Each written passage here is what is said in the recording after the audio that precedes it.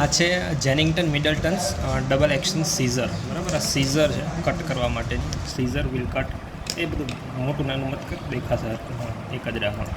Double action છે. આ એક જોઈન્ટ છે, આ બીજો જોઈન્ટ છે ને ત્રીજો. ત્રણના લીધે શું થાય ને, મિકેનિકલ એડવાન્ટેજ મળે અને ઓછા ફોર્સથી એકદમ અહીંયા બહુ જાજો ફોર્સ જનરેટ થાય, એટલે ઓછી તાકાતથી સારું કટિંગ થઈ શકે.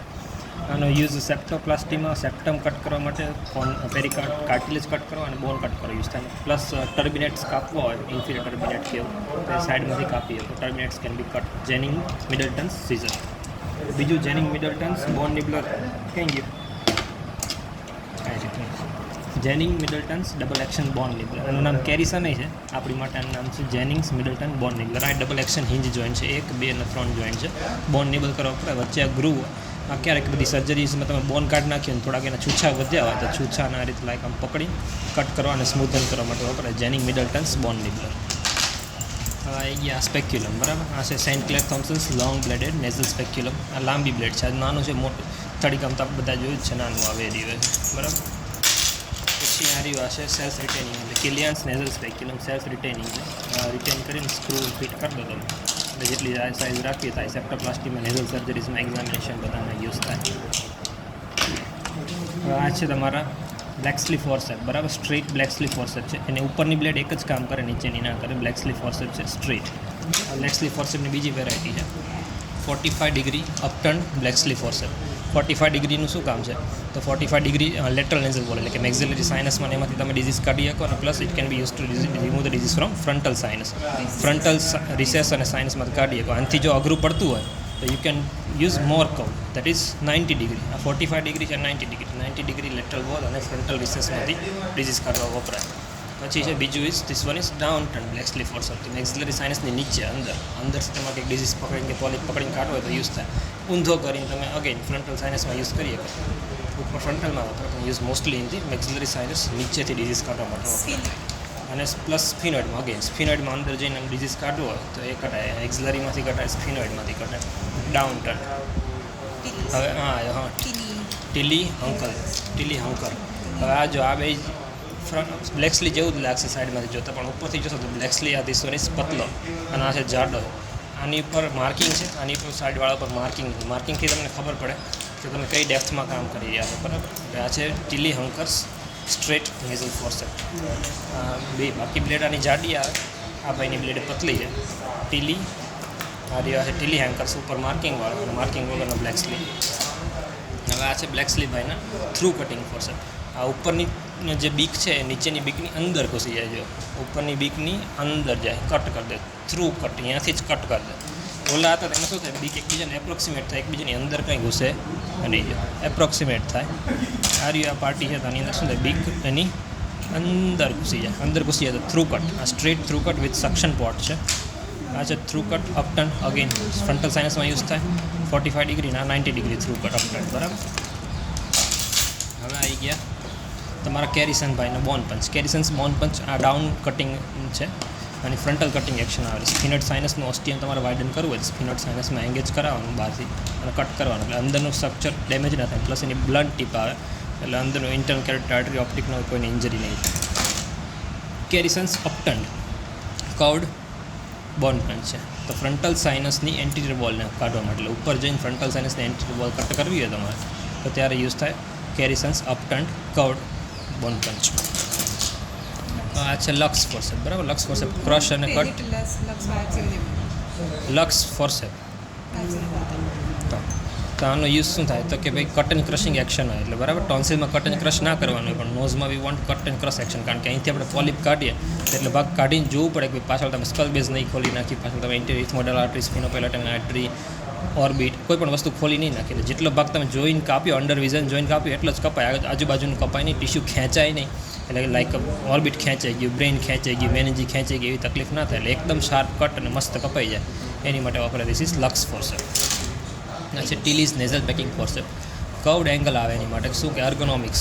નાકમાં પેકિંગ કરતા હોય તો તમારો હાથ નડે નહીં. જો હાથ ક્યાં છે મારો સાઈડમાં છે, અને ઉપર અહીંયા વર્કિંગ સ્પેસીસમાં ક્લિયર છે. એટલે Tilley's nasal packing forcep for the anterior nasal packing. આ જીરાફભાઈ છે. જીરાફભાઈનું નામ છે Kuhn Bolger, KUHNDOLGER. Kuhn Bolger's frontal sinus giraffe forcep. એને 2 પ્રોંગ ખુલે. બાકી બધા ફોર્સેપ આપણે જોયા એ બધામાં શું થાય, કોઈ એક જ સાઈડ ખુલે, 2 ખુલે નહીં. 2 ખુલવાનો ફાયદો શું? આ જો આ એક જ ખુલે, 2 ના ખુલે, કોઈ એક જ ખુલશે. આમાં નહીં ખબર પડતી. સ્ટ્રેટ ક્યાં, સ્ટ્રેટ જો કોઈ એક જ સાઈડ ખુલે, 2 ના ખુલે. એક જ ખુલે તો આની વર્કિંગ સ્પેસ ઓછી મળે કમ્પેર ટુ ધીસ. આમાં 2 ભાગ ખુલે એટલે ઓછા એફર્ટે મોટી જગ્યા ખુલે. મોટી વસ્તુ તમે પકડી ખોટે સ્મોલર પેસેજમાંથી પાસ થાય અને આગળ એનું વર્કિંગ એરિયા મોટો મળે. આ બધામાં પ્લસ ફાયદો શું કે આ બધાનો hinge is distal to instrument. આ હિંજ અહીંયાથી કામ નહીં કરતો, એનો હિંજ અહીંયા છે, એ દૂર કામ કરે. નાની જગ્યામાં તમે ઘુસાડી શકો અને ત્યાં એકદમ મેક્સિમમ ફોર્સથી કામ કરી શકો. અહીંયા હિંજ હોય ને તો ડિસ્ટલ સ્ટેબિલિટી એટલી બધી આવે નહીં એને અને પ્રોપર કામ ના થાય. ડિસ્ટલ હિંજના લીધે પ્રોપર પકડ આવે ટિશ્યુ ઉપર અને મસ્ત કટ થઈ શકે. તો આપણે કૂન બોલ્જર ફ્રન્ટલ સાઇનસ જીરાફ ફોર્સેપ. આની બ્લન્ટ ટીપ હોય, બ્લન્ટ બધી એન્ટ્રી જ્યાં જ્યાં બ્લન્ટ એન્ટ્રી કરવાની હોય, સ્ફિનોઇડ બ્લન્ટ એન્ટ્રી હોય, ઉપર ફ્રન્ટલ સાઇનસમાં બ્લન્ટ એન્ટ્રી હોય તો ઉપરની કોઈ વસ્તુ ડેમેજ ના થઈ જાય એની માટે આવે. બરાબર, કૂન બોલ્જર જીરાફ ફોર્સેપ. અને આ છે સેમ બ્લન્ટ એન્ડવાળો. પોઝ કરી દો. તો આ છે સ્ટેમબર્ગર, એન્ડોસ્કોપી સાઇનસના બાપા. બરાબર, એન્ડોસ્કોપિક સર્જરીના મહાન પિતા. Stammberger sphenoid sinus mushroom forcep. Blunt tip છે, અગેન ઇન્ટરનલ કેરોટિડ આર્ટરી અને ઓપ્ટિક નર્વની ઇન્જરી બચાવશે કારણ કે અગેન બ્લન્ટલી એન્ટર થશે સ્ફિનોઇડ સાઇનસમાં અને મશરૂમ એક્શનથી કટ થાય છે. નામ શું છે? Stammberger's mushroom forcep, mushroom punch forcep. પછી આ છે rotating back biting forcep. Antrum rotating back biting એટલે મોસ્ટલી એન્ટ્રમ એટલે કે એન્ટ્રમ ખોલવા માટે યુઝ થાય. એની તમે બેક બાઇટિંગની બ્લેડ છે તમે કોઈ પણ ડિરેક્શનમાં સેટ કરી શકો. બરાબર, ઉપર બેક બાઇટ, સાઇડમાં બેક બાઇટ, નીચે બેક બાઇટ, ગમે ત્યાં બંધ કરી ત્યાં યુઝ થાય બેક બાઇટિંગ. મોસ્ટલી એન્સિનેટ પ્રોસેસ કાઢવાનો, એન્ટ્રમ વાઇડન કરવા માટે યુઝ થાય. એંગેજ કરવાનો પછી કટ કરી દેવાનું. સીધું છે this is લેમ્પર્ટ્સ nasal suction cannula અને બાકીના 2 વળેલા. આ 2 કિલિયન્સ છે. આ ભાઈ સીધું છે લેમ્પર્ટી હોય અને આ 2 વળેલા. વળેલામાં જે મોર કર્વ છે ને એક લેસ કર્વ, એટલો બધો એક્યુટ કર્વ છે નથી એનો એક્યુટ કર્વ. એક્યુટ કર્વ એટલે ઉપર ફ્રન્ટલ સાઇનસમાં કામ કરવું હોય ત્યાં મોસ્ટલી યુઝ થાય. સ્ટીલ આ કન્ફર્મ કરવું પડશે તેમાં કયું છે. Mostly this is maxillary, this one is frontal અને this one is maxillary. Maxillary સાઇનસમાં ઘૂસવા માટે, ફ્રન્ટલ સાઇનસમાં ઘૂસવા માટે.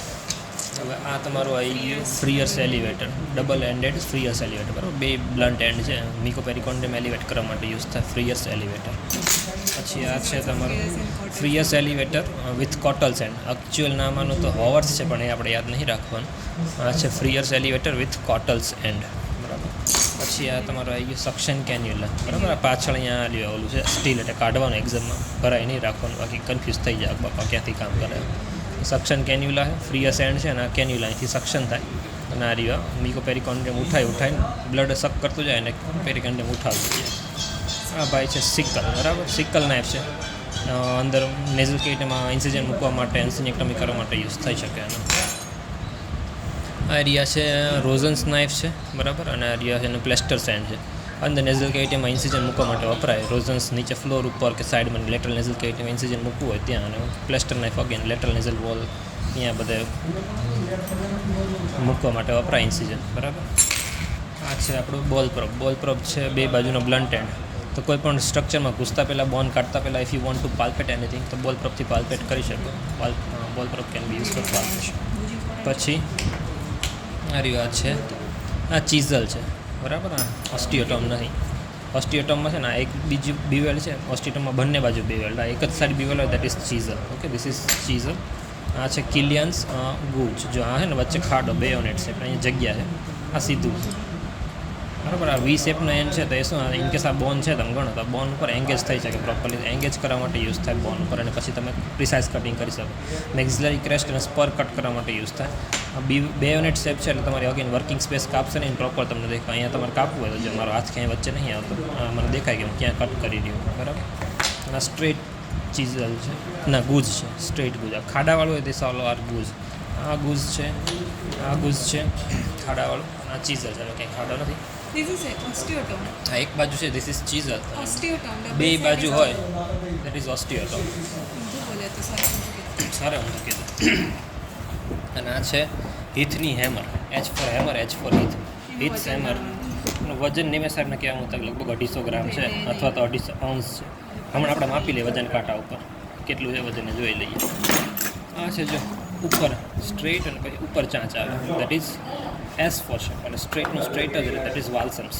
આ નેઝલ સેપ્ટમમાં વપરાય. એની વચ્ચે ગમે તમે તાકાત દબાવો જે કરો વચ્ચે જગ્યા રહે ને રહે જ, આમાં જગ્યા બંધ ના થાય બરાબર. એટલે સેપ્ટમ આખું ક્રશ ના થઈ જાય ભૂલથી તમારાથી.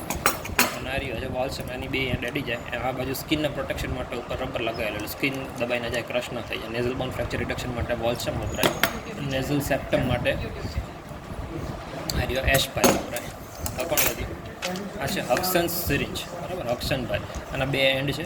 આ રહ્યો હક્સન્સ બલૂન છે. આ બલૂનની કેપેસિટી 50 ml હોય અને આ બે એન્ડ છે. એમાં જો એક બાજુ મસ્ત સોફ્ટ પોચો અને આ બાજુ અહીંયા અંદર વન વે વાલ હોય દેખાય જો. આ છે ને જાડિયું ફૂલેલું, આ વન વે વાલ છે એટલે આમાંથી એક જ બાજુ એટલે ટુવાર્ડ્સ ધી બલૂન પાણી આવી શકે. એટલે આને છે ને પાણીમાં ડૂબાડી દેવાનું એટલે વન વે વાલ અહીંથી પાણી અંદર એન્ટર થવા દે.